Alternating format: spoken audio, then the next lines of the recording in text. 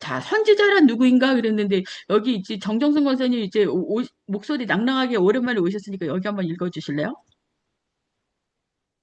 선지자란 누구인가? 성경에서 말하는 선지자는 단순히 미래를 예언하는 사람이 아니다. 히브리어로 나비는 하나님의 말씀을 받아 전하는 사람이라는 뜻이다. 즉, 선지자는 하나님의 대변인으로서 그 시대와 상황 속에서 하나님의 뜻과 계획, 경고와 위로를 백성들에게 전하는 사명을 맡았다. 예. 그러니까 자기가 자기 말을 하는 것이 아니라 하나님의 뜻을 그대로 전하는 사람. 그 다음에요, 선지자의 역할을 한번 읽어주세요.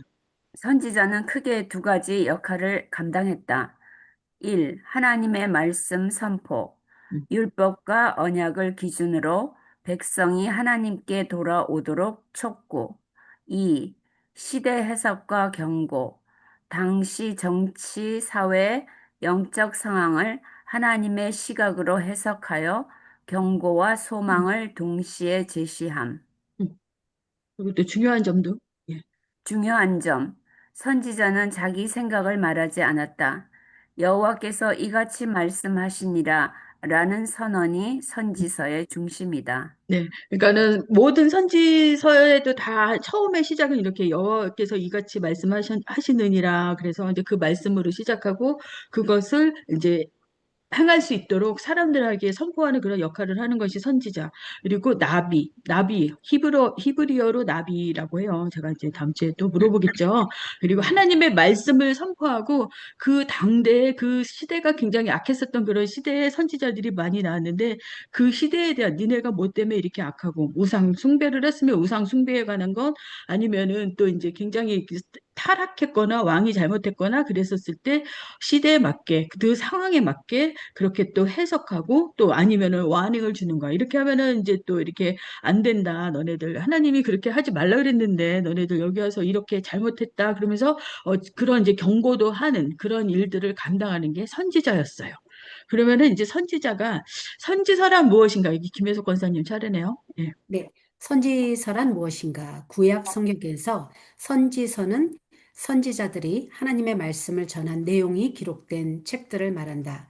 히브리 성경에서는 전기 선지서와 후기 선지서로 나누었는데 우리가 사용하는 성경에서는 대선지서와 소선지서로 구분한다.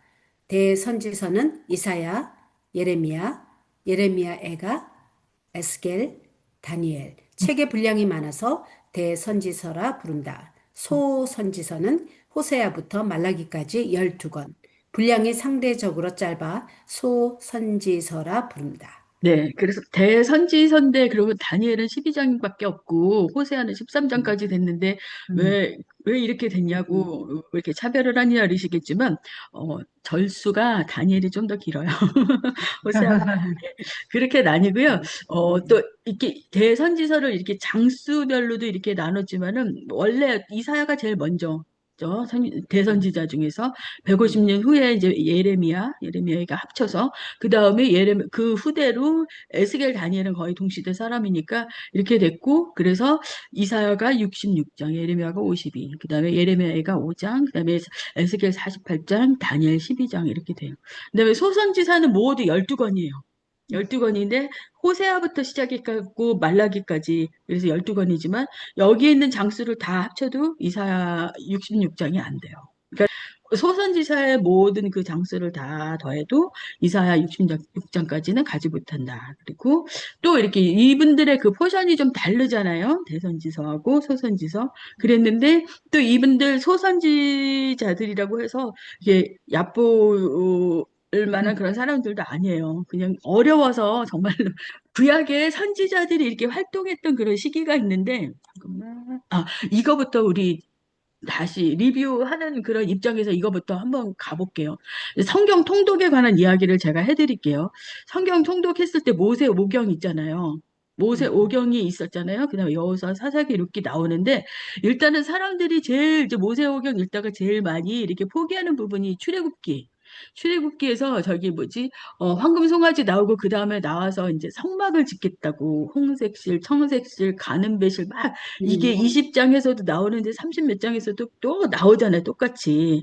이게 네. 하나님이 우리 모세에게 이렇게 이렇게 해라 그래갖고 이렇게 청사진을 줬는데 부살렘. 부살레라고, 예, 응, 응, 부살레라고, 올리압이 그거를 그대로 이렇게 해서 만들었잖아요. 근데 여기 성막 짓는 데서 사람들이 보통 많이 이렇게 중단하고요. 그 다음에 아니면 레위기 읽다가, 아유, 못 읽어. 그렇게 하고 있다가 조금 쉬고 하다가 여호수아는 이렇게 좀 이렇게 그래도 그렇고, 스토리텔링이 되잖아요. 그리고 네. 한국에 있는 고3 수험생 엄마들은 다 1년 내내 아마 여호수아만 읽을 거예요. 두려워 말라 담대하라 놀라지 말라 막 이런 거 그런 거 있어갖고 고3 수험생 엄마들이 제일 좋아한대요. 그리고 사사기도 이야기가 있고 룻기까지도 괜찮아요. 음, 사무엘 상에서는 이제 사울왕 그렇죠. 또 하에서는 다윗 나오고 그래서 여기까지 오는데 또 열왕기 사 되면 여기서 포기해요. 근데 여기서 나라가 갈라지잖아요. 나라가 너무 북이스라엘하고 많이 나와서. 남유다로 갈라지는데 이게 북쪽인지 남쪽인지 모르고 그러니까 여기서 헷갈려. 스탑. 예, 못 읽어 여기서. 그렇게 하고 요즘에 와서 그래도 또 다시 읽다가 여기서 시작해요.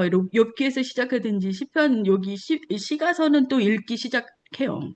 그리고 이사야쯤 가갖고 이사야도 길고 좋은 말씀들 굉장히 많은데 이사야까지는 괜찮은데 예레미야는 못 읽더라고 보통요.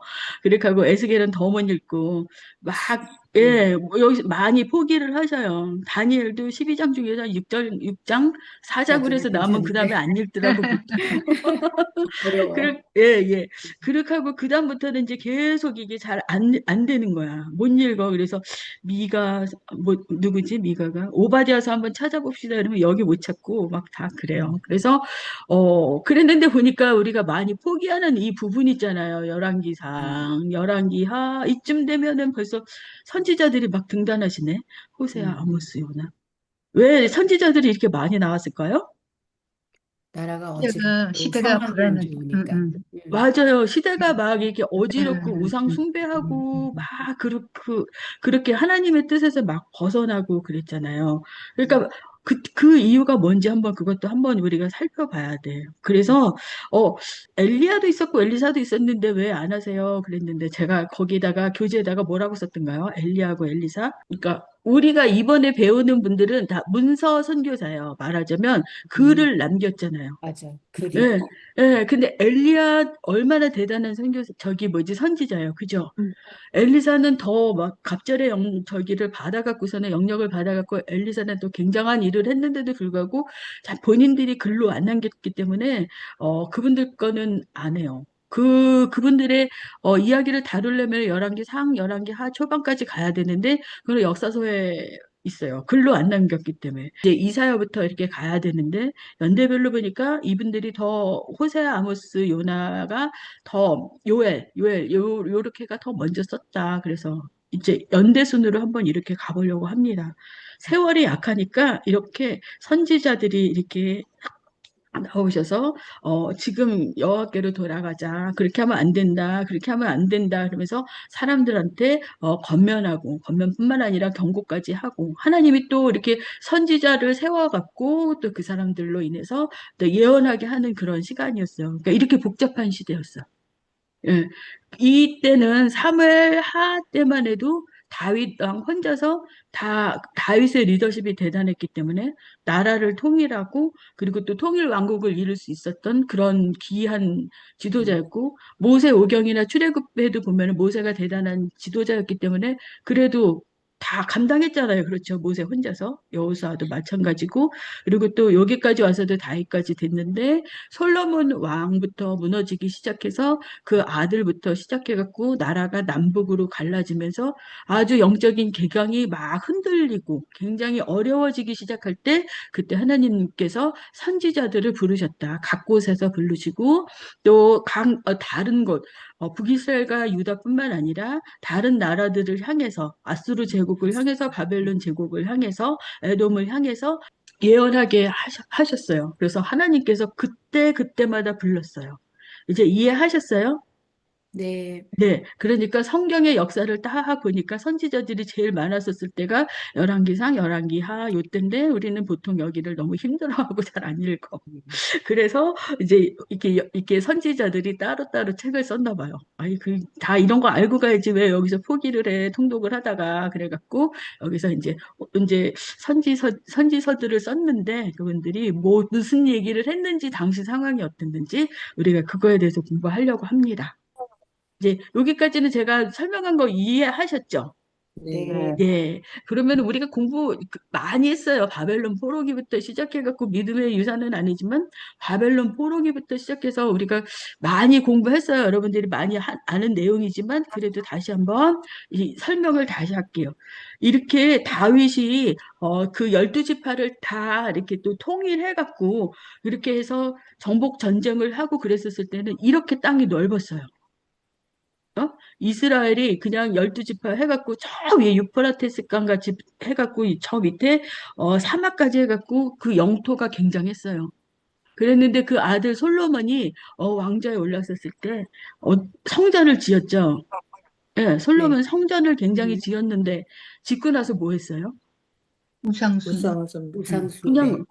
본인이 결혼을 너무 많이 했어. 성전까지 막 지어놓고서 뭐 그럴 거 아니라 그 가랑비에 옷 젖듯이 그렇게 한 거예요. 성전 지어놓고 내 이름으로 일컫는 내 백성들이 그러면서 그런 어마어마한 기도문까지 써갖고 솔로몬이 성전까지 지었는데 이제 첩이 300명, 후궁이 700명. 근데 각 나라에서 각 곳에서 다 이렇게 왔었는데 올 때 신들이 다 왔어. 예, 자기 혼자만 시집 온 게 아니라 우상들 다 데리고 우상도 왔잖아요. 가고. 그래갖고서는 그래서 맨 마지막에 열왕기서에서 솔로몬의 마지막에 하나님을 배반했다고 그랬죠. 그 아들도 르호보암도 엄마가 암몬 족속이잖아요. 이쪽에 암몬 족속. 그래서 그 네. 아들이 왕위를 이어갔는데 잘했을까요? 못했을까요? 못했지. 그렇죠. 그리고 여로보암은 누구예요? 솔로몬의 그 신하. 충신이었다는 원래는 처음에는 그랬는데 이제 막 여기서부터 이제 배반하고 그렇게 하고 그러다가 결국에는 나라를 이렇게 나뉘게 되죠. 르호보암하고 여로보암하고. 그래서 남유다는 몇 지파가 남았어요? 두 두 지파. 지파. 지파, 뭐하고 뭐 어느 지파 어느 지파? 유다와 베냐민. 유다, 유다와 베냐민하고 벤자민. 유다와 음, 베냐민. 그리고 이스라엘은요. 열 북이스라엘 지파. 지파. 열 지파. 음.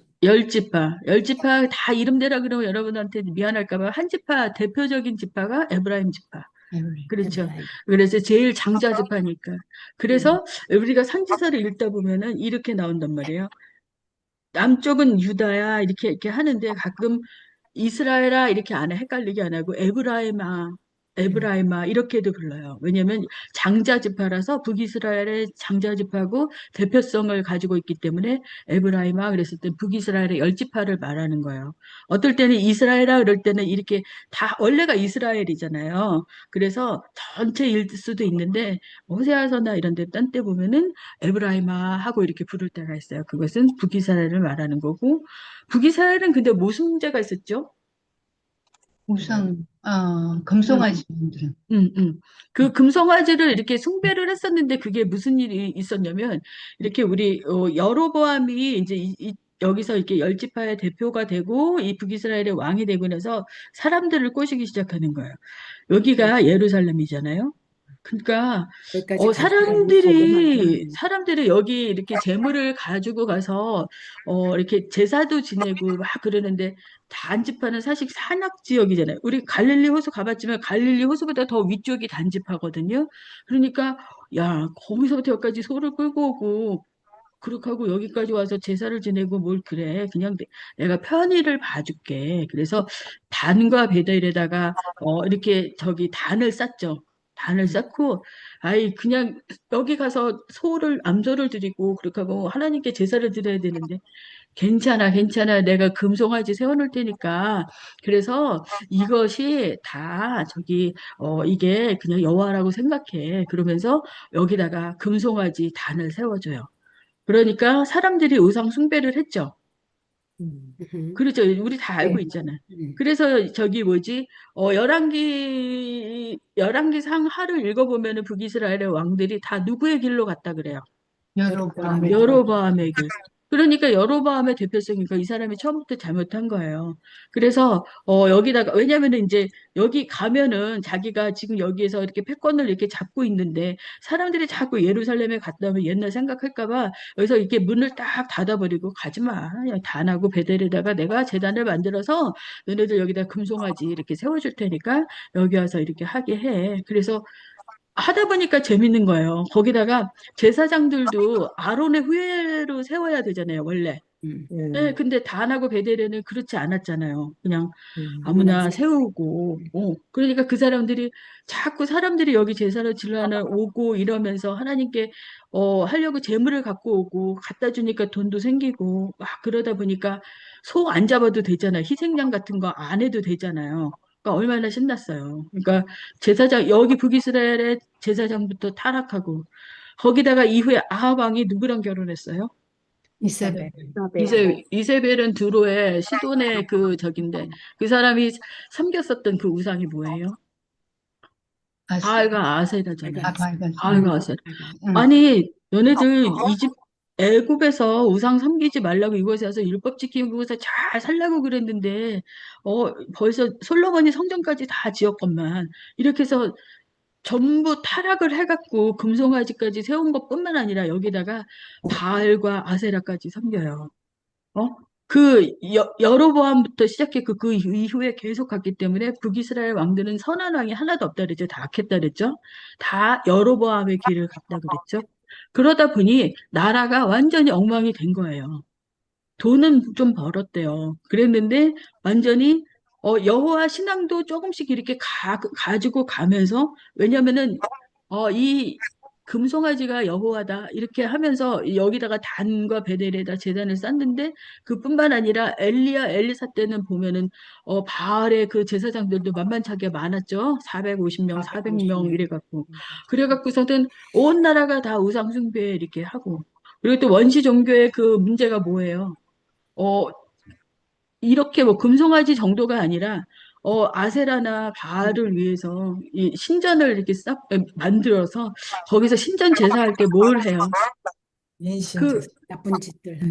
나쁜 인신 제사는 안물 쪽이고 바알 쪽에는 뭐를 했냐면은 신전을 세워놓고 신전에 있었던 그 사제들 있잖아요. 여자나 남자나 사제들이 있었단 말이에요. 그 사람들하고 성행위를 하게 만들어요.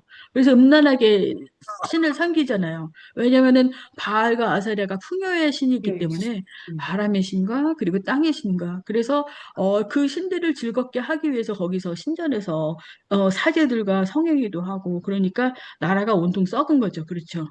그 어렵고 힘든 시대에 그런 대단한 선지자가 엘리사가 있었어요. 그때까지만 해도 그래도 막 이렇게 세게 나갔는데 그들이 죽고 나서부터는 더 어려워지기 시작한 거예요. 이 나라가 더 이렇게 너무너무 타락해지고 힘드니까 그때 하나님께서 선지자들을 보내신 거예요.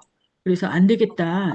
이 사람들을 이렇게 놔뒀다가는 안 되겠다. 그래갖고 하나님의 마음으로 선지자들을 하나씩 이렇게 세워나가기 시작하는 거예요.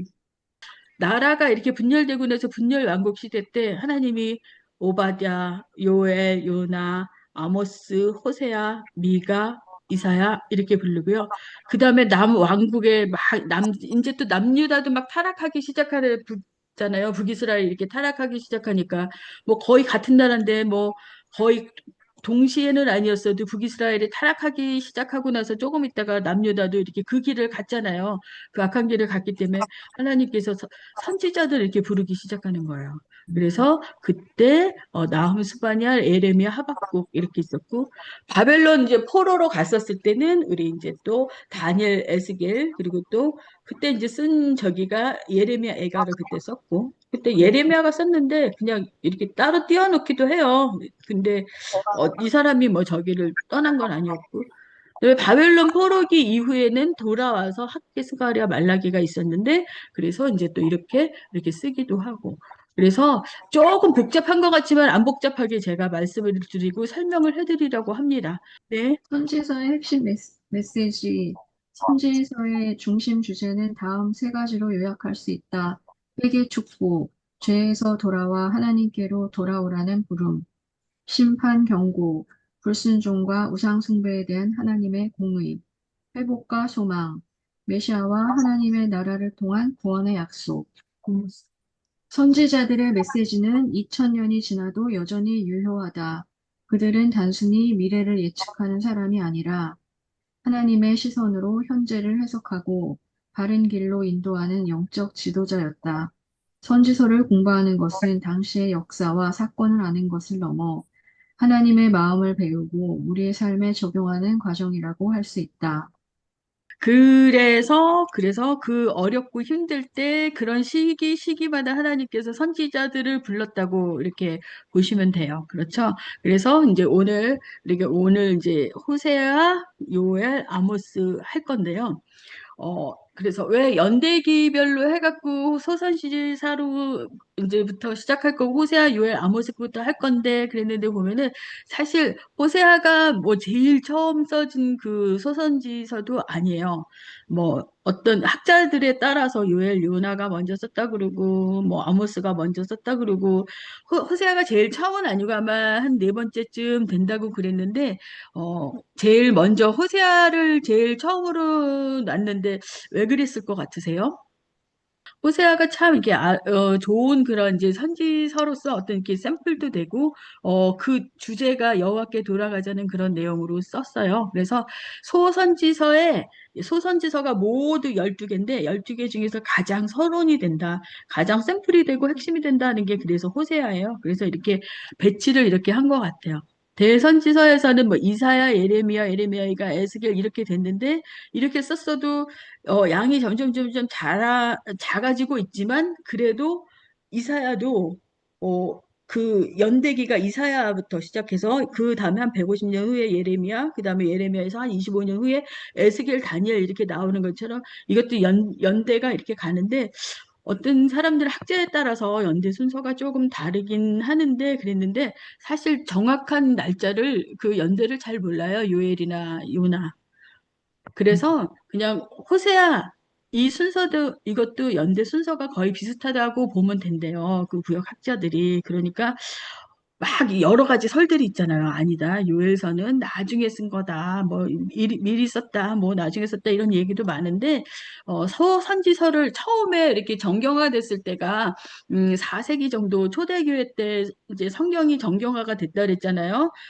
구약이 있고 이렇게 신약이 있고 있는 것처럼 그때 작업할 때 참 잘한 거예요. 그래서 다 의미가 있기 때문에 호세아를 맨 앞에 놓고 거의 근데 그냥 이렇게 연대기가 거의 비슷하다고 이렇게 보면 돼요. 여기만 조금 헷갈리고 맞잖아요. 학계 스가랴 말라기는 이게 포로기 이후에 왔었고 나훔 하박국 스가랴는 저기 스바냐는 그때 바벨론 포로기 전에 그리고 또 여기는 이제 다음에 이사야하고 이렇게 겹치는 그런 부분들이 있기 때문에 그 성경에서 이렇게 나눈 그 분량대로 이렇게 나누고 그다음에 또 대선지서 소선지서를 이렇게 나눌 때 그 순서가 거의 이게 연대가 거의 비슷하다. 이 순서대로 흐른다. 이렇게 생각하시면 됩니다. 네, 그랬는데 어렵지만 이게 킥이야. 오늘 못 들어오신 분들은 이거 모를 거예요. 소선지서를 네 묶음으로 나눠서 이렇게 또 구분을 했어요. 몰랐죠? 놀랐어요. 몰랐죠. 이렇게 해서. 왜 몰랐죠? 그러니까 12권이라고 그랬잖아요. 12권. 소선지서는 12권인데, 이렇게 세 개 이렇게 나눠서, 이게 책을 그 처음에 이렇게 정경화 작업할 때 이렇게 했어요. 그래서 첫 번째 묶음은 호세아, 요엘, 아모스 그랬는데, 이스라엘의 죄와 회개에 대한 그런 어떤 부르심. 주제가 이거예요. 그래서 오늘 제가 세 개로 나눴죠. 그 다음에 또 두 번째 묶음은 오바댜, 요나, 미가 이렇게 됐어요. 여기는 이방 민족들에 대한 하나님의 이제 공의가 있고 여기에 대한 그런 심판에 대한 그런 그리고 아수르가 망할 거다. 그다음 에돔도 너네들 죄를 받을 거다. 그리고 공평과 정의가 있어야 된다. 그래서 이 사람들은 거의 이사야하고 거의 같은 시대 사람이에요. 또 세 번째 묶음은 나훔, 하박국, 스가랴 이렇게 됐는데 사람들은 예레미야하고 거의 비슷한 시기에 있어요. 그래서 제가 예레미야하고 묶었고요. 두 번째 묶음 이 사람들은 이사야하고 묶었어요. 아유 이사야가 얼마나 긴데 이걸 어떻게 하세요? 그랬더니 상대적으로 이 사람들은 짧아요. 오바댜 한 장이잖아요. 그죠? 그래서 그렇게 갔고요. 네 번째 묶음은 그리고 이제 한 네 번째 주에 저희가 에스겔하고 다니엘을 할 거예요. 그리고 다섯 번째 주면은 이제 이 네 번째 묶음의 사람인 학개, 스가랴, 말라기를 할 거예요. 바벨론 포로에 갔다 왔다가 이제 다시 돌아와서 성전 재건하고 이렇게 해요. 그리고 말라기 이후에 몇백 년간의 우리가 신구약 중간계가 있죠. 400년. 400년. 말라기 끝나고서 마태복음으로 한 장이면 딱 넘어가는데 그 사이에 400년이 있다고 했죠. 그래서 소선지서에는 네 개 이렇게 묶음 구조가 있고 세 개씩 나눠서 이렇게 다 구조가 돼 있다. 그래서 제가 미리 안 넣어줬는데 다음 주에 교재에 넣어 드릴게요. 여러분들만 알고 계세요. 남들 가르쳐 주지 말고. 네, 왜냐면은, 이렇게 묶음이 나뉘어졌구나. 그래서 예수님 오시기만 기다리지 말고 이거 알면서 읽으면은 재밌잖아요. 그렇죠? 예, 이렇게 돼 있다는 거 알고 가시고요. 그 다음에, 정의와 사랑을 외치는 선지자들이라 했는데, 오늘 호세아, 요엘, 아모스는 그 안에 구원의 감격이 있고, 하나님의 사랑이 있고, 이 북이스라엘 백성들을 향한 하나님의 사랑이 있고, 요엘은 남유다 쪽에, 아모스는 남쪽 사람인데 북이스라엘을 향해서 외쳤던 그런 이제 귀한 선지자들이에요. 근데 여기는 제가 노트에 다 적어 놓은 거고 우리가 오늘 이 사람들을 다 커버를 해야 돼. 한 시간 만에 다 커버해야 되니까 넘어갈게요. 그래서 호세아는요, 이름의 뜻이 여호와가 구원하신다라는 뜻이에요. 그리고 선지서를 제일 처음에 읽을 때 여러분 1장 1절 있잖아요. 그러면 여기에 이렇게 우리 드라이브 라이선스처럼 이 사람에 대한 게 다 나와. 예. 읽어볼래요? 우시아와 요담과 아하스, 히스기야가 이어 유대 왕이 된 때, 그러니까 이 사람은 유다 왕이거든요. 그때에 요아스의 아들 여로보암이 이스라엘 왕이 된 시대에, 그러니까 나라가 유다 왕 때 그때 이렇게 이런 왕들이 있었는데 유다 왕 때에 북이스라엘에 요아스의 아들 여로보암이 이스라엘의 왕 된 시대에 부에리아의 아들 호세아에게 임한 여호와의 말씀이니라 그랬어. 근데 여기서 말하는 요아스의 아들 여로보암은 여로보암 2세예요. 여로보암 1세는 그 여기에 있었던 이 사람이잖아요. 이 당시에는 뭐 호세아가 이 당시에 있었던 호세아가 아니고요. 이 당시에 지금 어디 하다가 절로 갔대지? 어, 여로보암 2세가 있었어요. 좀 한참 후에 그랬는데 여로보암 2세 때는 이 사람이 나라도 부강하게 만들고 막 전쟁해갖고 막 돈도 많이 이렇게 가져오고 막 그랬기 때문에 타락했을까요? 안 타락했을까요? 타락. 타락했죠. 얼마나 타락했어요. 지금 이렇게 대충 살았을 때도 이렇게 타락하고 이렇게 금송아지 만들고 바알과 막 이렇게 아세라까지 해갖고 나라가 엉망이었는데 이때 이렇게 잘 나가고 그랬을 때 왕이 이렇게 돈도 많이 벌고 이랬었을 때는 타락했을까? 얼마나 심하게 타락했을까요? 예, 굉장히 타락했던 그런 시대인데, 그거를 호세아의 가족이 샘플이 된 거예요. 그러니까 좋은 샘플이었을까요? 안 좋은 샘플이었을까요? 안 좋은 안 좋은 샘플. 샘플이었죠. 굉장히 안 좋은 샘플이었죠. 그래서 1장에서 3장까지는 호세아의 그 불행했던 결혼 생활에 대한 그런 메시지를 주고, 그리고 4장에서 14장까지는 북이스라엘의 잘못된 죄악과 그 모든 것이 있었지만에도 불구하고, 그래도 하나님께서 너네들이 나한테 돌아오면은 그래도 다 받아주고 사랑해주겠다. 어떻게 사랑할 것인가, 그거에 대한 그 이야기인데요. 그 이야기를 1장에서 3장을 통해서 호세아가 직접 겪어요. 그러니까 무슨 일이 일어났을까? 호세아 가정에요. 이게 제가 이렇게 가족 사진을 다 이렇게 AI한테 만들어 달라 그래갖고 이렇게 했어요. 네. 호세아, 호세아, 호세아 부인 이름이 뭐예요? 고멜. 고멜이야. 그리고 음. 아들이 있어. 이스라엘, 로르하마, 로암미 이렇게 돼갖고 이렇게 해갖고 아들이랑 딸 하나, 아들 둘이랑 딸 하나 이런 집안이었어요. 근데 여자가 뭐가 불만이 많아, 그죠? 그랬는데 어떻게 됐을까? 가정을 잘 지켰어요? 못 지켰어요? 아니죠. 못 지켰어요. 지켰어요. 못 지켜. 도망가고. 예, 애를 세 명이나 낳고 나서 그것도 애를 하나만 낳고 인 것도 아니고 애를 세 명이나 이렇게 낳고 나서 나가서 이제 솔직히 요즘의 얘기로 말하자면 불륜이라고 하잖아요. 그죠? 그래서 맞아. 음란한 여자의 그 상징이 고멜 아니에요?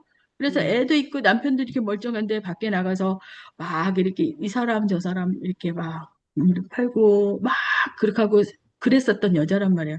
그러니까 이 당시의 상황이 이런 거예요. 가정이 있어도 막 이렇게 음란하고 그 다음에 또 뭐든지 풍요하고 그랬는데 하나님도 제대로 못 섬겨요. 그렇죠? 그래서 여호와를 제대로 섬기지도 못하고 다 이렇게 금송아지도 섬기고 바알과 이렇게 아세라까지 섬기고 그랬는데 이렇게 여자가 집도 나가고 그러니까 모든 도덕적인 것과 모든 것이 다 해이해진 거예요. 말하자면은 여로보암 2세 때 그랬는데 하나님께서 호사를 부르시고요. 이 당시의 상황을 얘기하는 거는 보면은 남유다도 되게 좋았어요. 히스기야 왕 때였고 우시야 요담 다 이 왕들과 히스기야 때 보면은 나라가 그래도 부유했잖아요. 남유다는. 예? 북이스라엘도 굉장히 잘 살았단 말이에요. 전쟁에서 이기고 그래서 남유다 이제 북이스라엘 다 좋았었는데 보면은 도덕적인 기강이 너무 해이해지고 막 그랬는데 호세아를 선지자로 불렀었는데 그래서 너네 나라가 어떤 나라인지 지금 그거를 알기 위해서 음란한 여자를 취해서 이제 그래서 결혼해서 이렇게 애를 세 명이나 낳는데도 불구하고 집을 나가고 막 그랬어요. 이 호세아의 가정이 말하자면 북이스라엘을 상징하는 거예요. 그랬는데 그렇게 막 불륜을 하고 이렇게 음란하고 그랬는데 이 사람이 자기 와이프를 찾아와요, 안 찾아와요?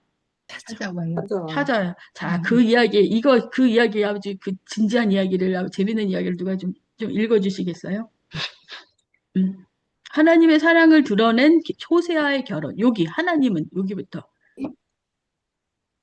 하나님의 사랑을 드러낸 호세아의 결혼. 하나님은 호세아에게 불륜을 저지르고 다른 남자를 따라간 아내 고멜을 다시 사랑하라고 명하셨다. 이 결혼은 단순한 개인적 사건이 아니라 불성실한 이스라엘을 여전히 사랑하시는 하나님의 마음을 보여주는 상징이었다. 이스라엘 자손이 다른 신을 섬기며 여호와가 그들을 사랑하나니 너는 그 여자를 다시 사랑하라. 음. 이스라엘의 자손이 다른 신을 섬기고 막 나무를 섬기고 그렇게 하고 막 만든 그런 우상들을 섬기고 막 그랬는데도 불구하고 여호와가 그 이스라엘 백성 북이스라엘 백성들을 사랑하니까 너도 그 여자를 다시 사랑하라고 내가 나도 많이 참는데 너도 사랑하라고 그래서 그 다음에 여기 호세아는 한번 호세아는 은 15개와 보리 한 호멜바니로 아내를 되찾으며 그 고통 속에서 하나님의 사랑의 깊이를 깨닫게 되었다. 그의 아내에 대한 애정은 하나님이 언약을 깨뜨린 백성을 여전히 품으시는 사랑을 상징한다. 노예의 몸값 30세겔. 음. 사랑의 대가, 구원의 상징, 언약 회복의 비용. 됐어요. 거기까지 한 번만 얘기 드려볼게요. 말하자면은 얼마나 어려웠어요. 그렇죠. 와이프가 이렇게 나가고 그랬는데 다시 데리고 오고 다시 사랑해라. 근데 대가를 지불하래. 그게 너무 힘들잖아요. 그렇죠? 그냥 모세의 율법이나 이런 걸로 봐서도 보통 버릴 수도 있는 그랬는데도 다시 데리고 오고 다시 사랑하라고 외쳐요. 하나님께서 이렇게 명령하시니까 호세아가 데려오는데 또 그것도 값을 지불해야 됐었어요. 그러니까 은 15개는 그러니까 당시 노예 몸값이 30세겔이었대요. 15개가 아마 15세겔 정도 되는 걸로 이렇게 나와요.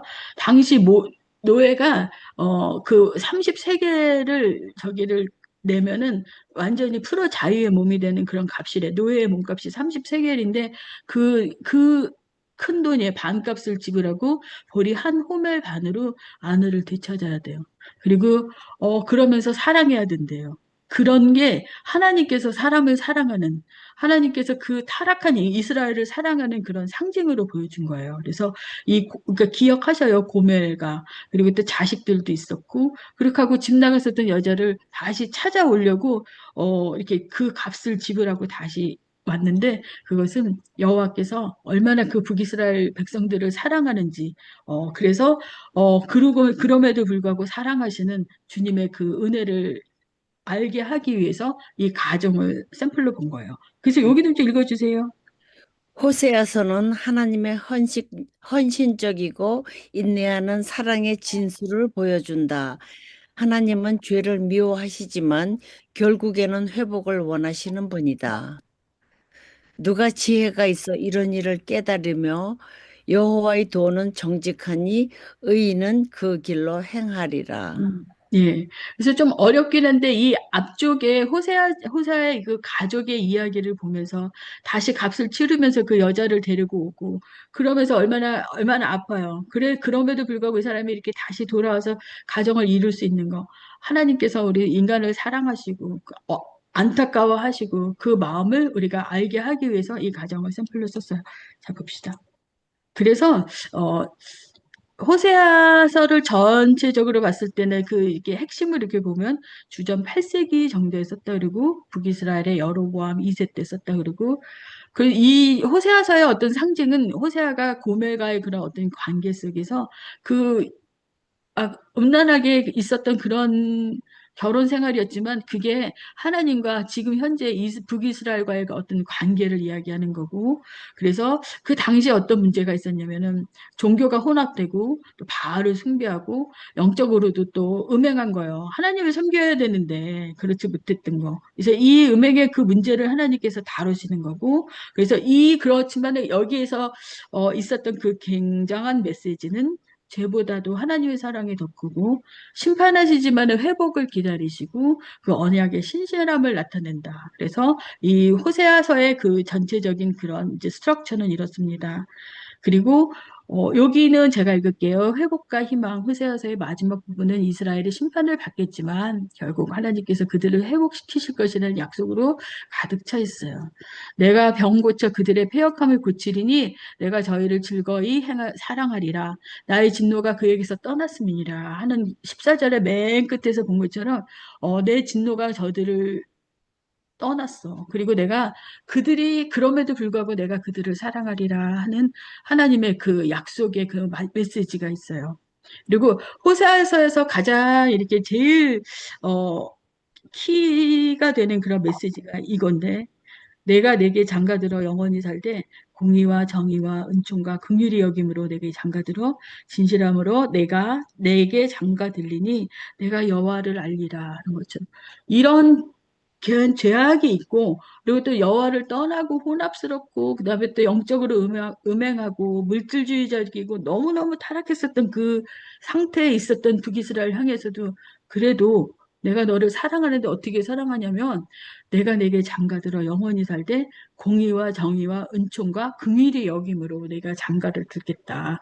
진실함으로 내게 장가들리니 내가 여호와를 알리라. 그러니까 여호와의 사랑은 정말로 그런 그 깊은 가족 가운데 일어나는 그런 사랑처럼 그런 사랑이다 하는 게 호세아서의 메시지예요. 자, 있잖아요. 호세아서에서 가장 중심되는 그런 제가 구절을 한번 4개 추려 갖고 왔는데요. 마이크 다 켜시고. 그래도 호세아서에서 이렇게 대해서 공부했는데 이거 키 되는 그런 말씀 우리 다 같이 읽기로 해요. 제가 호세아서 2장 19절에서 20절 그러면은 여러분이 하나님의 언약적 사랑 그리고 이거 쫙 읽으시면 됩니다. 마이크 켜셨어요? 네. 네. 호세아서 2장 19절에서 20절. 하나님의 하나님의 언약적 사랑. 사랑. 내가 내게 장가들어 영원히 살리니 곧 의와 공의와 은총과 긍휼히 여김으로 내게 장가들며 진실함으로 장가들리니 내가 여호와를 알리라. 예. 아멘. 그리고 또 호세아서 6장 1절에서 3절에는 회개의 초청인데요. 여러분 읽어보세요. 호세아서 6장 1절에서 3절. 회개의 회개의 초청. 초청. 오라 우리가 여호와께로 돌아가자. 여호와께서 우리를 치셨으나 도로 낫게 하실 것이요 우리를 치셨으나 싸며 주실 것이니라. 우리가 여호와를 알자. 힘써 여호와를 알자. 어딘가에서 좀 들어봤었던 그런 말씀이죠. 이게 호세아에 있는 말씀이고 호세아 11장 8절에서 9절. 하나님의 아버지 사랑 에브라임이여 내가 어찌 너를 놓겠느냐 내가 어찌 너를 버리겠느냐. 내 마음이 내 속에서 돌이켜 나의 긍휼이 온전히 뿌듯하도다. 나는 하나님이여 사람이 아니니 너희 가운데 가운데 거룩하니 진노로 너희에게 임하지 아니하리라. 아니하리라. 하나님의 사랑이 어떤지 이 안에서도 그 깊은 하나님의 마음을 알 수 있어요. 에브라임이여 이렇게 했어요. 북이스라엘이여 이렇게 보시면 됩니다. 다시 호세아서 14장 4절. 회복과 구원의 약속. 내가 저희의 뼈를 고치고 즐거이 사랑하리니 나의 진노가 그에게서 떠났음이니라. 아멘. 다시 리딩 지저스를 나중에 다시 읽으실 때 여기다 이렇게 좀 체크업했다가 이 말씀이 저는 참 좋았어요. 에브라임이여 내가 어찌 너를 놓겠느냐 내가 어찌 너를 버리겠느냐 내 마음이 내 속에서 돌이키어 나의 긍휼이 온전히 불붙듯하도다. 나는 하나님이여 사람이 아니니 너희 가운데 거룩하니니 진노로 너희에게 임하지 아니하리라. 이렇게 이런 그 과정에 얼마나 밉겠어 정말 그렇잖아요. 하나님을 버리고 우상 숭배하는 것뿐만이 아니라 정말 그렇게 더럽게 타락했는데도 불구하고 기다리고 기다리시고 그리고 사랑한다고 하시는 우리 하나님의 사랑을 좀 말씀 읽으면서 나중에 그런 귀한 은혜 깨달으시기 바랍니다. 네. 그리고 시간이 이제 많지가 않아서 일단은 진도를 나가고 나서 나중에 제가 다시 한번 일로 돌아올게요. 앞에서 막 오늘 이렇게 첫 시간이라 여러 가지로 이제는 잡음 안 나죠? 네. 네. 여러분들이 마이크 켰어도 잡음이 안 나는데 하여간 이렇게 공부하다 보면 이런 때도 있어요. 그래서 이렇게 갑시다. 요엘 많이 들어봤어요. 요엘 그죠? 요엘도 다 아는 것 같은데 또 잘 몰라. 요엘은 남유다 쪽에 남유다인데 그 남유다에서도 활동하던 남유다를 향한 그런 선지자예요. 그런데 아까도 제가 말씀드렸다시피 호세아가 이렇게 활동하던 시대하고 거의 비슷하게 보자면 우시야, 요담, 아하스, 히스기야에 이어서 유다 왕이 된 때 요아스의 아들 여로보암이 이스라엘 왕 된 때 브에리아의 아들 호세아에게 임한 여호와의 말씀이라 이래갖고 완전히 아이디 카드처럼 이런 걸 주잖아요. 예? 여기 있는데 저기에는 없어. 요엘은 없어요. 그냥 부두엘의 아들 요엘에게 임한 여호와의 말씀이니라. 이렇게밖에 안 나와요. 그러니까 어느 왕 때인지 또 그러니까 이 사람이 누군지 이런 게 잘 안 나와요. 그래서 학자들이 헷갈리기 시작하는 거예요. 그래갖고 요엘이 썼나? 먼저 썼던 것 같기도 하고 아니면은 뭐 나중에 뭐 학계에 이때 쓴 사람인가 뭐 이렇게 하기도 하고 그래서 요엘이 헷갈려갖고 제일 처음으로 대표 선수로 호세아를 내세운 거예요. 근데 아무래도 이렇게 보니까 그래도 아마 그 이제 그랬죠? 우리 이제 정경화 작업하고 그랬었을 때 그때 사람들이 그래도 아마 요때쯤 될 거다 이렇게 생각해갖고 이렇게 집어넣은 것 같아요. 이제 우리는 그렇게 이해합시다. 그래서 아이디 카드가 좀 약간 이제 조금 허술해요. 그죠? 요엘은. 예. 그랬어. 근데 요엘하면 여러분들 생각나는 게 뭐가 있을까요? 메뚜기. 자녀들은 베드로의 설교? 미래를 보고 늙은이는 꿈꾸고 그래요. 젊은이는 그것도 이상을 있고 보고. 그랬는데 또 무슨 재앙이 있었잖아. 메뚜기죠. 한번 찾아보세요. 메뚜기만 나오든가 메뚜기 네 가지가 나오죠. 쭈이가 있고 느치가 있고 황충이가 있고 메뚜기 네 거의 개. 거의 비슷한데요. 그러니까 순서대로 메뚜기 재앙 하나로 끝나는 것이 아니라 그냥 네 개가 다 이렇게 오면서 완전히 다 쓸어버리고 다 망한다, 너네들이. 왜냐하면 나한테 돌아오지 아니하면. 그러면서 이제 그런 이제 말씀의 은혜를 이렇게 나누기 시작하는 거예요. 그래서 정말 너네들 정신 차리고 제대로 살지 못하면은 메뚜기뿐만 아니라 뭐 느치, 황충 이렇게 해갖고 다 나서 완전히 싹 망할 거다. 그러면서 그런 말씀에 경고를 내린 거예요. 자, 여기 뒤에 여기를 보고 그다음에 다시 올게요. 그래서 그 말씀의 내용은 무엇일까? 여기 한번 읽어볼까요? 3. 성경 내용 해설. 요엘은 메뚜기 재앙을 회개의 경고로 전했다. 그는 너희는 옷을 찢지 말고 마음을 찢으라고 촉구했다. 또한 말세에 하나님이 성령을 모든 육체에 부어주실 것을 예언했다. 요엘은 메뚜기 재앙을 여호와의 날의 전조로 해석했다. 그는 금식과 회개를 선포하며 너희는 옷을 찢지 말고 마음을 찢으라고 촉구했다. 이어 하나님은 회개하는 백성에게 곡식과 포도주를 회복시키고 만민에게 내 영을 부어주겠다고 약속하셨다. 이 약속은 오순절에 성취되었다. 네. 그리고 그러면은 요거 이제 제가 뒷장에서 설명해 드릴게요. 그래서 그 요엘의 메시지가 뭔지도 읽어주세요. 메시지. 음, 첫째, 하나님의 날. 음, 둘째, 지금이 오늘이 구원의 날임. 셋째, 회복해 하시는 성령.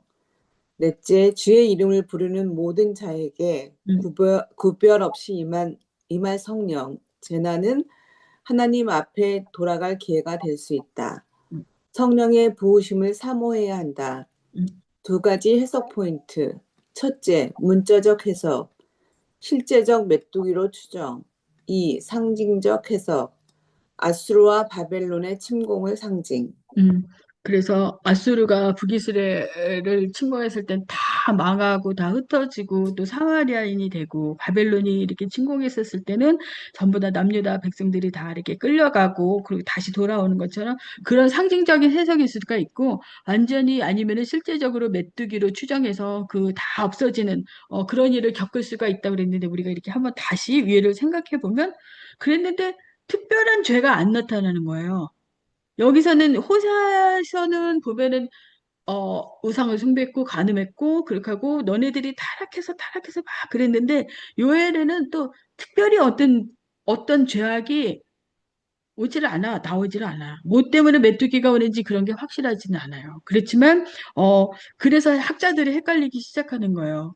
그래서, 북이스라엘이 저런 죄를 저질렀고, 북이스라엘과의 어떤 이제 왕족끼리 서로 소통하고 그랬었기 때문에, 남유다 쪽도 그렇게 되지 않았을까. 아니면, 북이스라엘 같이 너네들도 타락하면 다 망한다. 저렇게 망한다. 그러면서 이런 말씀을 주지 않았을까. 그래서 요엘도 나중에 한번 읽어보시기 바래요. 그랬는데, 요엘을 이제 제가 전체적으로 이렇게 정리를 했을 때, 요엘의 이름은 엘이 들어갔으니까 하나님이잖아요. 그죠? 여호와는 하나님이시다. 그러니까 시대는 이제 잘 모르겠어요. 불명확하지만 그래도 성경을 이렇게 순서대로 놨었을 때 호세아 다음이니까 대충 그때로 보자. 그리고 핵심 주제는 여호와의 날이고 회개와 성령 강림과 회복을 하나님께서 약속하셨고 그리고 상징은 요엘 그러면은 메뚜기 재앙. 메뚜기 재앙이 있다. 근데 무슨 죄인지는 잘 모르겠지만 메뚜기가 이런 재앙을 이렇게 했어요. 그러니까 예언자들은 예언자잖아요. 그래서 그 일이 진짜 일어났는지 안 일어났는지 우리는 잘 모르지만 그래도 이런 굉장히 무서운 그런 재앙이 있을 것이다. 너네들이 하나님과 멀어질 때는 그런 일들이 있을 것이다. 그리고 처음으로 구약에서 영을 내가 만민에게 영을 부어주리니 이런 말씀이 처음으로 나와요. 요엘에. 그래서 사람들이 헷갈리는 거야. 요엘서는 나중에 맨 마지막에 쓴 게 아닐까. 왜냐하면 그 당시에는 성령에 대한 그런 이야기가 별로 없었잖아요. 그래서 요엘서는 메뚜기뿐만 아니라 내 영을 만민에게 부어주리니 이것이 굉장히 중요한 포인트고요. 요엘서에는 이렇게 나왔고 이 말을 사도 베드로가 인용을 해서 이렇게 사도행전에서 이렇게 했는데 우리 둘 다 읽어볼게요. 제가 요엘 그러면 여러분들이 여기서 다 읽으세요. 요엘 그 그 후에 후 내가 내 영을 만민에게 부어주리니 부어주리니 너희 자녀들이 내 일을 말할 것이며 너희 늙은이는 꿈을 꾸며 너희 너희 젊은이는 이상을 젊은이는 보며 이상을 볼 것이며 그때 내가 내 너희 영을 남정과 여정에게 줄 부어주시며 것이며 아멘. 그리고 이제 사도행전을 그 오순절 성령 강림 그 시기에 사도 베드로가 요엘의 말씀을 이제 인용해서 했는데요. 여기 이는부터 한번 읽어보실까요? 이는 선지자 요엘을 통하여 말씀하신 것이니 일러스되 하나님이 말씀하시기를 말세에 내가 내 영을 모세에 부어주리니 너희 너희 자녀들은 예언할 예언할 것이요 너희 너희 젊은이들은 젊은이들은 환상을 환상을 보고 보고 너희는 너희는 늙은이들은 꿈을 꿈을 꾸리라. 꾸리라. 그때 내가 내 영을 내 남종과 여종에게 부어주리니 보시리니 그들이 예언할 것이요 네.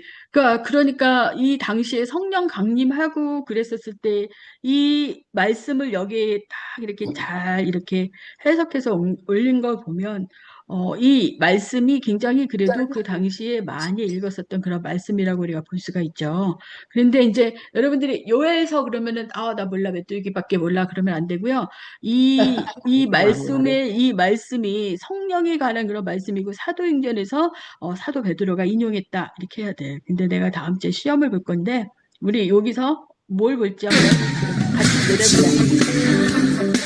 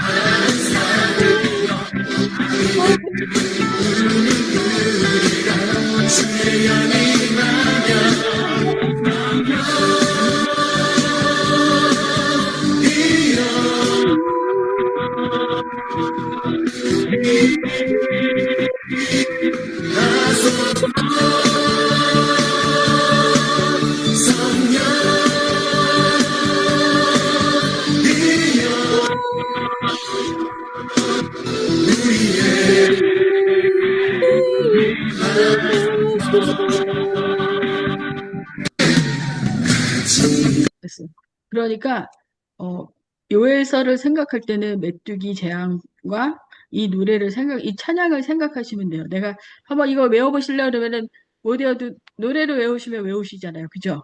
마지막 날에 내가 나의 영으로. 그래서 그리고 또 사도행전에서 이렇게 이것을 인용했는데 말씀이 똑같아. 그러니까 여러분들이 두 개는 외우고 가는 거 확실히. 그리고 이게 얼마나 이렇게 이 찬양을 이렇게 듣고 요즘에도 이 찬양 가끔씩 부르잖아요. 할 때, 그렇구나. 성령에 관한 거. 처음으로 요엘서에서 처음으로 이렇게 언급을 했는데 이 귀한 말씀이 사도행전에서 오순절 성령 강림 때 이렇게 쓰였네. 그래서 내가 이 찬양을 가끔씩 부를 때마다 요엘서와 그리고 또 오순절 성령 강림절을 생각해 봐야 되겠다. 그리고 주님께서 그때 참 그게 뚜렷한 제약이 어떤 건지도 잘 모르고 그랬었는데 재앙을 내릴 것이다. 재앙을 내릴 것이다. 그런 재앙이 있지만 그래도 심판 가운데 회복을 주시고 성령을 주실 것이다. 요에서는 그 메시지가 그렇게 가는 겁니다. 예, 네. 예, 그 말씀 읽고서 또 예수님 오시기만을 막 기다리지 마시고 은혜 많이 받으셔요. 네. 네. 시간이 이렇게 점점 가갖고 제가 자꾸 넘어가야 돼. 이제 아모스. 이게 무슨 나무예요?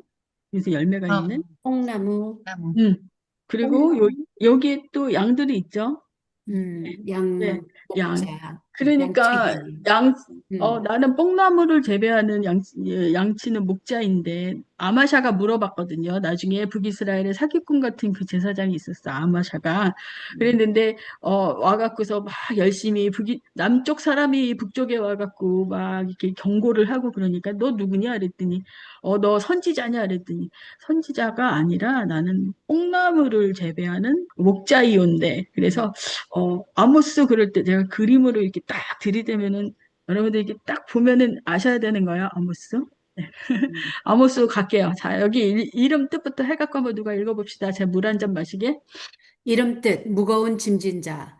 주제 개요. 아모스는 사회 정의와 하나님의 공의를 강조하며 북이스라엘의 형식적인 종교를 책망했다.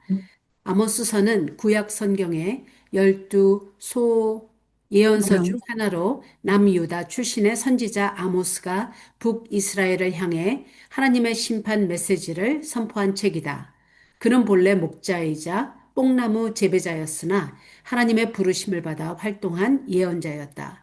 아모스서는 대략 기원전 760년경 여로보암 2세 시대에 기록되었으며 정치적 번영 속에서 도덕적, 영적 타락이 심화된 북이스라엘 사회의 부패를 고발하고 하나님의 정의와 공의를 강조한다. 네. 거의 뭐 이렇게 비슷하긴 하지만 여로보암 2세가 또 나왔어요. 누구랑 비슷할까? 우리 오늘 배운 사람 중에서 호세아, 호세아하고 호세아보다 약간 늦을 수도 있지만은 그렇 요엘, 예. 이렇게 이름이 막 나오고 막 타락하고 막 그랬을 때 이 사람은 심히 타락한 거예요. 그죠? 응. 이때 이렇게 선지자들이 이렇게 나와서 거기 가서 남쪽에서 뽕나무 치던 그런 사람을 하나님이 불러갖고서는 여기 가서 예언하고 활동하게 했었던 것은 이 굉장히 이 당시에 그 시대 상황이 그랬었어요. 그러니까 오직하면은 에셋을 난 고멜이 집 나가갖고 음행을 해갖고 들어오는 그런 완전히 사회 도덕적으로 그렇게 하고 아주 바알 숭배하고 아세라 숭배하고 영적으로 막 혼잡하고 그랬던 시절이었기 때문에 호세아를 세우시고 양치고 뽕나무 이렇게 있었던 그 농부였었던 이 사람을 데려다가 북이스라엘에 가갖고 예언하게 했었단 말이에요. 자, 이 사람의 아이디는 딱 봅시다. 여기도 읽어주세요, 권사님. 네, 아모스 1장 1절에서 유다 왕 우시아의 시대, 곧 이스라엘 왕 요아스의 아들 여로보암의 시대, 지진 전 2년에 드고와 목자 중 아모스가 이스라엘에 대하여 이상으로 받은 말씀이라. 남유다 사람이잖아요. 그렇죠. 예, 아, 우시아 왕 때 그 사람인데, 이 사람이 여로보암 그 시대에, 거기에 올라가서, 두고아의 목자 중에서 아모스가 이스라엘에 대하여 이상으로 받은 말씀이라. 좀 복잡하긴 하지만, 남유다 사람이, 여기 가서 그 이상으로 말씀을 받았네. 그리고 여기 지진 전 2년이라고 이렇게 나오거든요. 네. 지진이 이때 있었던 이 지진에 대해서 여러 번 나와요. 그러니까 좀 알고 가시면 좋겠어요. 그러니까 여기 사람은 우시아 시대의 지진이라는 그런 그 내용이 많이 나오는데 이게 굉장히 큰 지진이었나 봐요. 여러분 여기 저기 이렇게 나오는데 그때 지진 나기 전에 가서 아모스가 이스라엘에 대해서 이상으로 받은 말씀이구나 이렇게 보시면 돼요. 이제 다 아셨죠? 이렇게 뭐 제가 다 알았어 이 사람들 이걸 딱 보면은 그때도 이 사람도 호세아도 우시아와 요담과 아하스 시대 히스기야에 이어서 유다 왕이 됐을 때 그때 거의 뭐 어쩌면 아모스가 더 빠를 수도 있어요. 그죠? 그랬는데 그 요아스의 아들 여로보암이 왕 됐었을 때 호세아가 에게 임했었는데 이 사람 한 사람 가지고도 안 되니까 아모스를 또 부르셔갖고 아모스를 하여금 또 이렇게 이곳에 가서 이렇게 예언하게 한 거예요. 아모스서는 전체적으로 구조가 이렇습니다. 이름의 뜻은 무거운 짐을 진 자. 그리고 활동 시기는 주전 8세기, 우시아 여로보암 2세 때. 그러니까 호세하고 거의 비슷하다고 보시면 돼요. 그리고 출신은 남유다 드고아 땅에서 목자, 뽕나무 재배자였대요. 그리고 주요 메시지는 정의와 공의에 대해서 형식적 신앙에 대해서 이제 비판을 한 거예요. 그러니까 약간 호세하고 메시지가 좀 다를 수가 있죠. 호세아는 뭐라 그럴까 우상 숭배와 그리고 또 막 굉장히 막 혼합 종교와 그런 것에 대한 그런 메시지였다면 그 안에서도 하나님의 정의와 공의의 그런 메시지를 전했어요. 그리고 상징 사건이 지진. 이 사람한테는 지진 전 2년에 지진이 굉장히 심했었던 얘기고 그랬는데 거기에 대해서 메시지를 전했어요. 그러니까 하나님의 메시지를 전했어. 근데 안 들으니까 지진이 나지 않았을까 싶어요. 그죠? 네. 그리고 핵심 구절은 아모스서 이렇게 있는데 제가 뒤에 다 적었습니다. 그리고 이 말씀을 가지고 나중에 야고보가 사도행전 15장에서 다윗의 장막의 회복이라는 그런 메시지를 전해요. 자, 여기도 누가 읽어주세요. 역사 배경. 남유다 출신이지만 북이스라엘에서 사역했다. 사회 불평등과 부패가 심각했던 시대였다. 아모스는 부유층의 사치와 가난한 자의 착취를 고발했다.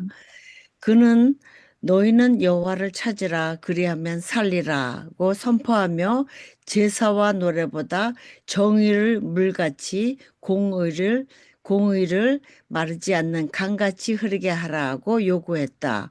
북이스라엘의 멸망을 예언하며 다윗 왕조의 회복과 열방의 구원을 바라보았다.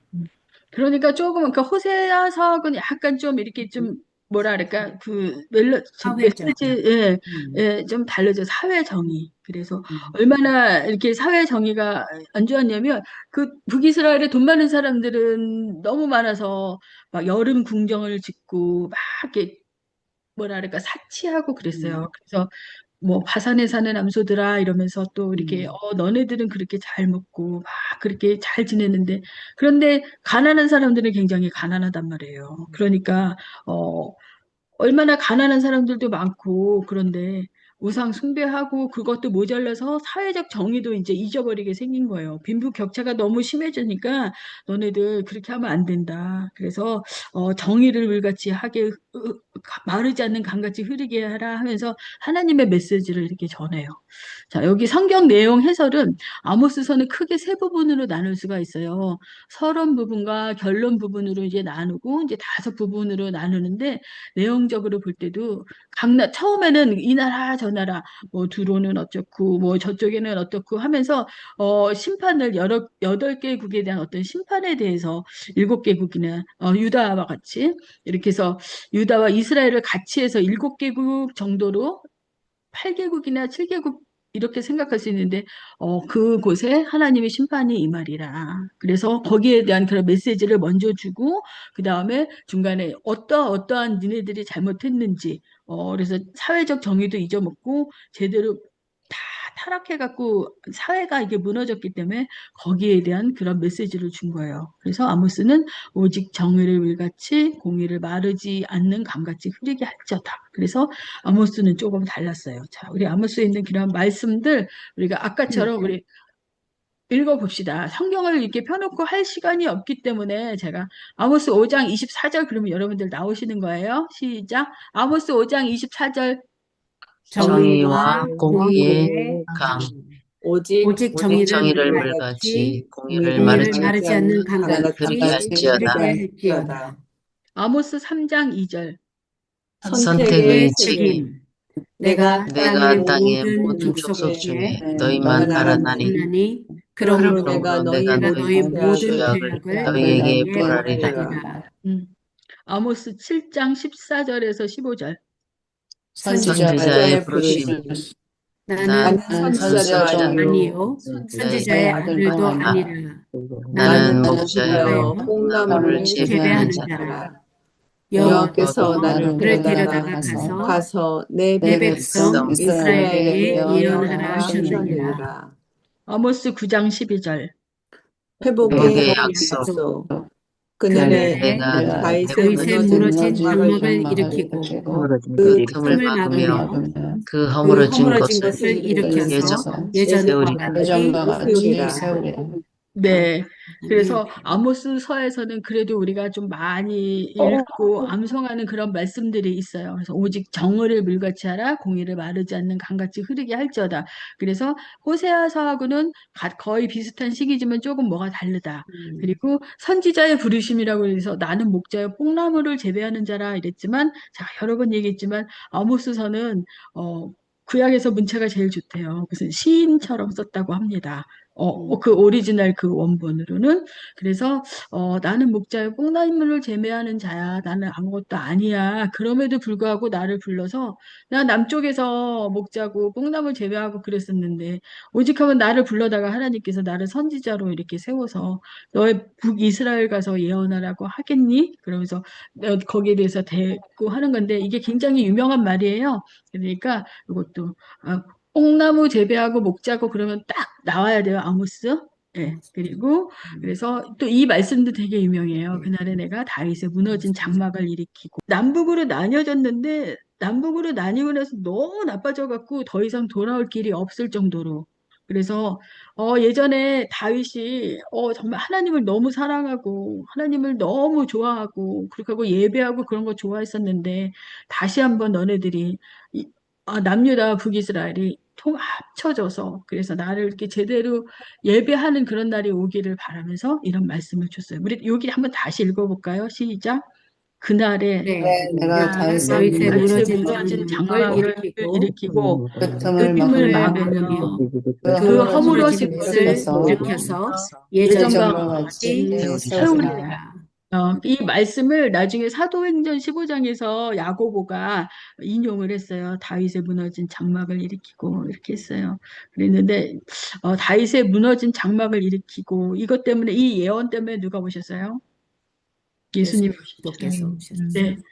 다 예전과 같이 세우리라 그랬는데 예전과 같이 세워지지 못하고 북이스라엘은 망했지만 그래도 나중에 후에 예수님께서 오셔서 그 일을 성취하셨어요. 정말. 예.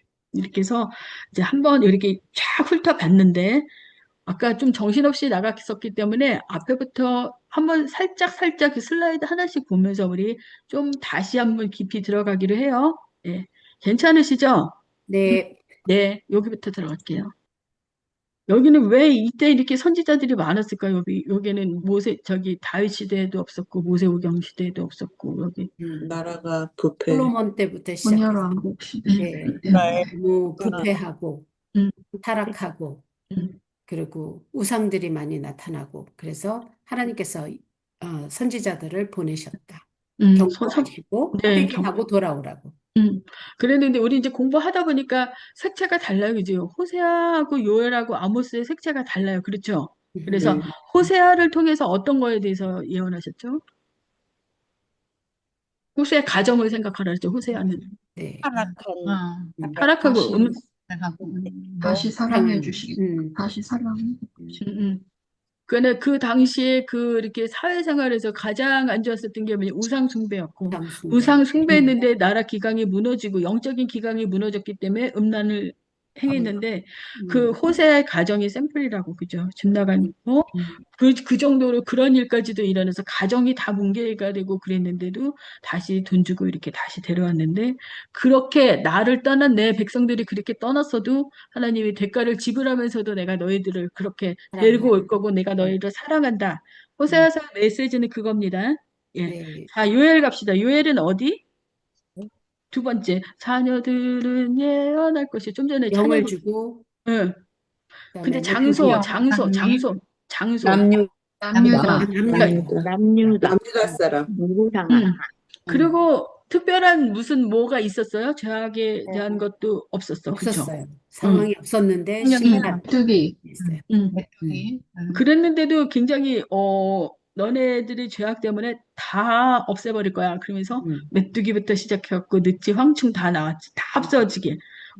그래서 그런 죄악을 다 없애지 않으면 다 없어질 거야. 그리고 그렇지만 너희들이 돌아오면 그때 내가 너희들한테 영을 부어주겠다. 그래서 아까 우리 이렇게 찬양했죠. 마지막 네. 날에. 네, 마지막 날. 마지막 날에. 주님의 하나님의 날이에요. 그게 하나님이 심판하실 때 그때 너희들에게 영을 부어주시겠다. 그랬어요. 잘하셨어요. 그리고 이제 또 북이스라엘을 향한 아모스 선지자가 있었어요. 그 네. 아모스, 그렇죠? 아모스는 여러분 어떻게 생각해요? 어디 사람이에요? 그 아이디를 딱 보고 유다 사람. 남유다에 두고 왔어요. 남유다인데 두 목자면서 이상 동안 뽕나무 뽕나무. 재배자면서 먹자. 근데 호세아하고 달랐었던 게 뭐예요? 뭐가 달랐어요? 정의와 공의를 외치는 부패된 사회를 하의 정의와 이렇게 하고 공의를 하나님의 공의를 나타내게. 그러니까 이제 여러분들이 이제 오늘 배운 것만 가지고도 여러분들이 다 얘기할 수 있는 거예요. 그렇죠? 예. 그 호세아의 색깔이 왜 다르고 아모스의 색깔이 그 색채가 뭐가 다른지 요엘은 왜 그렇게 했는지 막 왜 동물의 왕국도 아니고 식물 도감 그것도 아닌데 곤충 학습 시간도 아닌데 메뚜기 듯이 다 나와갖고 그랬을까 그랬는데 그 완전히 다 없애버리겠다는 그런 걸로 보면 되는 거예요. 심판하시겠다 하신 거. 색깔이 달라요. 그렇죠? 호세아, 요엘, 아모스가 이렇게 달라요. 요나는 이제 다음 주에 할 건데, 그래서 보니까 왜 이때 선지자들이 많이 일어났냐면, 앞에 뭐 엘리야, 엘리사도 있었고, 열왕기 하에 이렇게 집중되겠고, 왜 이렇게 많았을까? 여러분들 딱 물어봤을 때 뭐라고 대답하신다고요? 앞서는 강력한 지도자가 있었죠. 모세나 다윗. 음, 하지만 이쪽으로 가면서 너무나 이제 지도자가 이스라엘. 약해지고 사회는 부강하는데 정의는 무너지고 음. 하나님 우상 숭배하고 그러기 음, 때문에. 그러니까 예. 호세아는 영적 타락에 대한 이야기를 했고 아모스는 그 타락으로 인해서 사회 기강이 무너졌을 자유성. 때 공의와 정의를 불같이 하라 흐리게 하라 한 것처럼 그 색채가 달랐다. 아이고 너무 감사해요. 우리 권사님들은 정말 정말. 그래서 이제 이것도 이제 한번 얘기를 해볼까요? 왜 소선지서에서 호세아서를 이렇게 딱 제일 티어로 세웠을까요? 가장 길고 제가 말씀도 잘 좋고 썼어. 잘 써서. 서론적인 그러한 내용을 갖고 있고 음, 음. 맞아요. 다 글을 맞아요. 잘 여러분들 써서. 다 말씀하시는 거 다 맞아요. 잘 썼고 잘 길었으니까.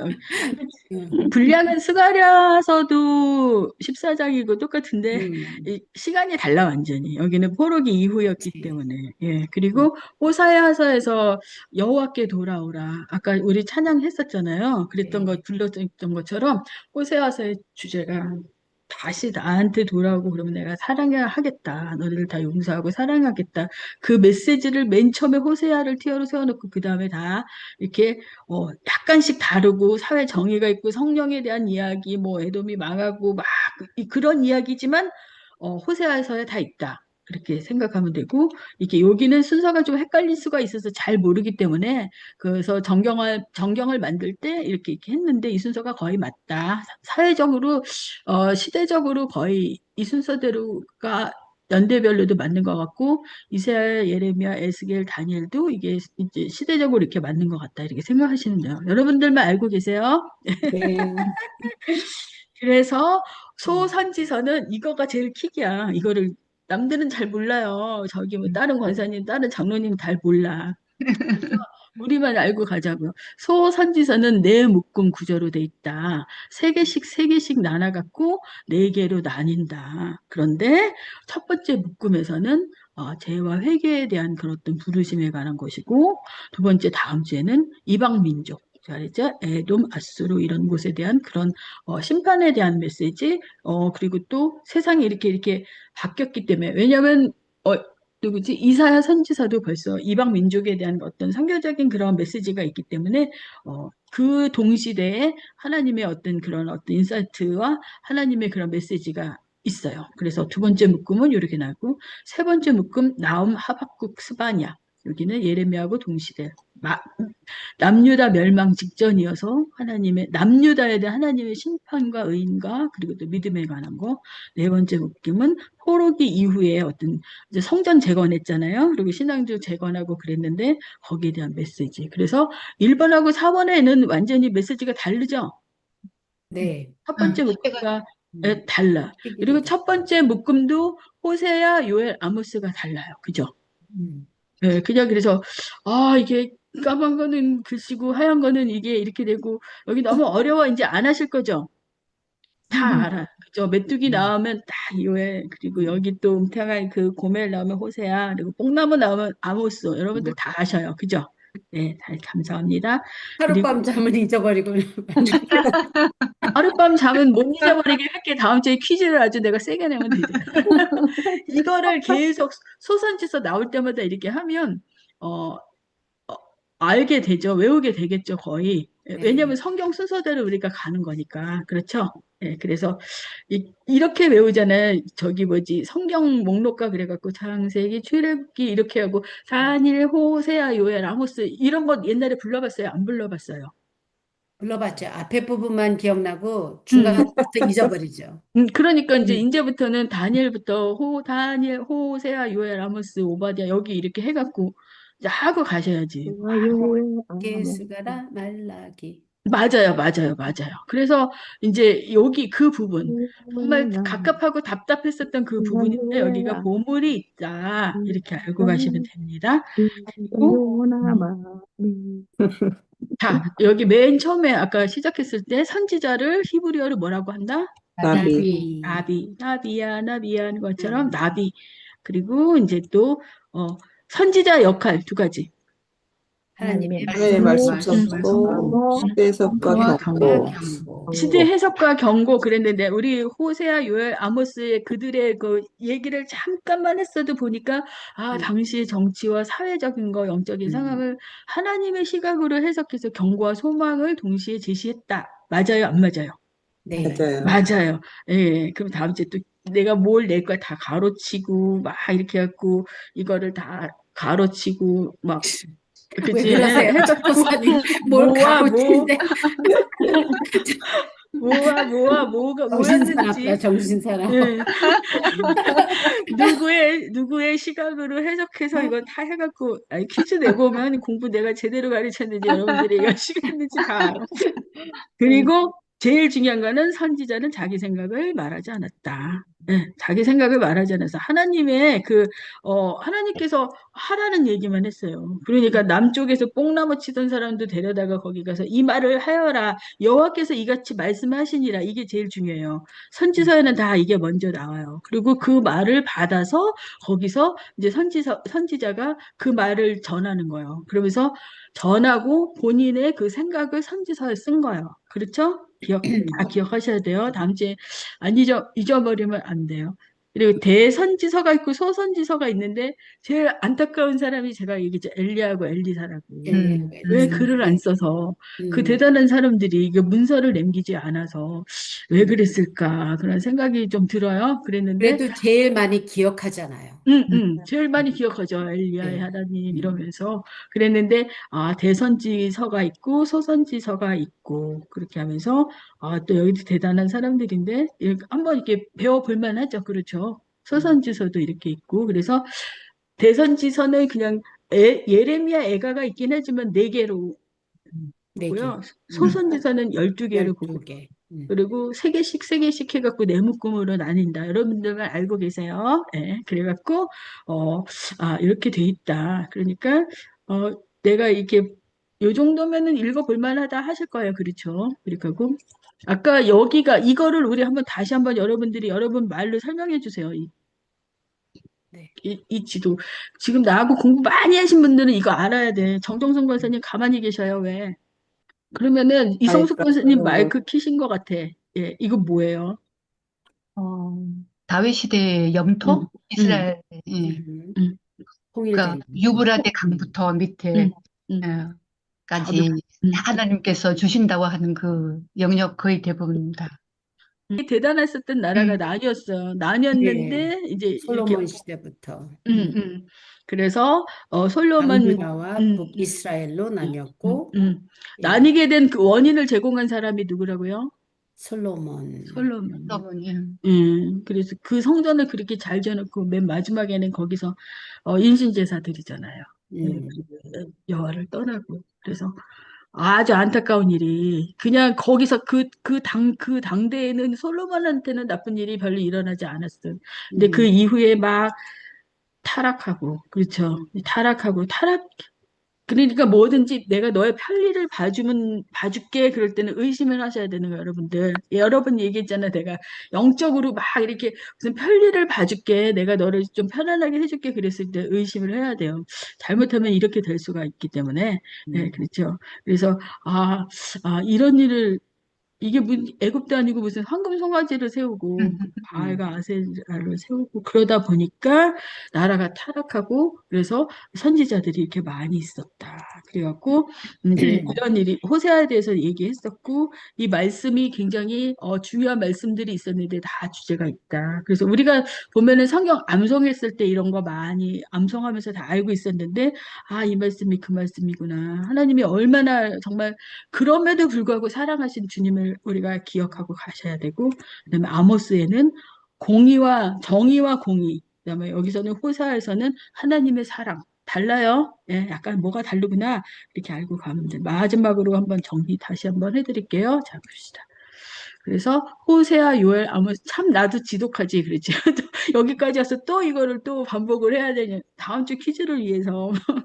그래서 호세아, 요엘, 아모스 이렇게 다르고 이 사람은 북이스라엘 고멜과의 혼인과 그리고 또 그래도 주님께서 회복시켜 주겠다. 그리고 요엘은 성령을 이렇게 강림하게 했고 아모스는 메뚜기 떼와 또 다림줄, 여름과일 여러 가지로 5개의 그런 상징적인 그런 것이 있는데 메뚜기 떼는 여기도 있어. 요엘에도 있지만 여기에 5개의 그 상징적인 그런 게 나왔었는데 기억하고 그다음에 남유다인데 북이스라엘에서 활동했고 그래서 귀한 메시지를 줬다. 그래서 오늘 배운 호세아, 요엘, 아모스.